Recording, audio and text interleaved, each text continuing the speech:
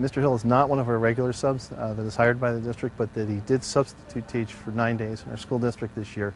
And we get him through a third-party agency, a temp agency, if you will, for substitute teachers called Teachers on Call. We were able to determine based on the assignment that he was a substitute teacher at this school and what class exactly he was substituting for. We've spoken to students, we've spoken to the teacher that day. We wanted to substantiate the assignments that were supposed to be taken care of that day, that were supposed to be given in class that day.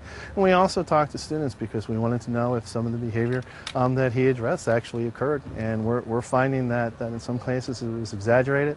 And in the case, certainly of the assignment, that it was misinterpreted. How so?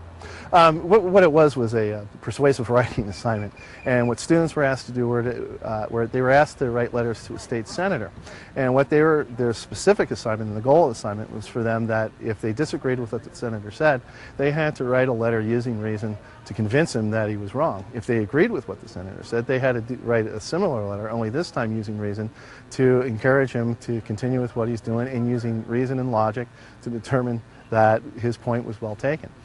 That was the assignment for the day. We know our kids. They've been with us, especially in this class in particular.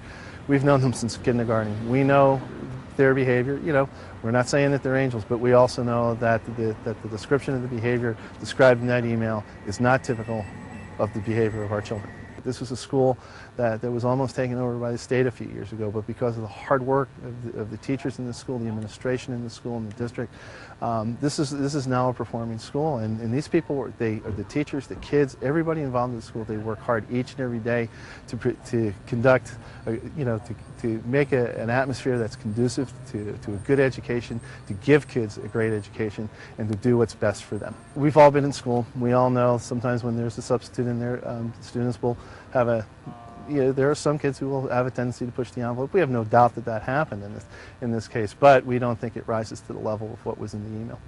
Odds of Mr. Hill being asked back to substitute at the... We don't employ him, and so whether he's continues is really up to the agency that's hired him. Certainly, at this point, we offer our principals the option. If they're not comfortable with the substitutes we send over, they don't have to accept them.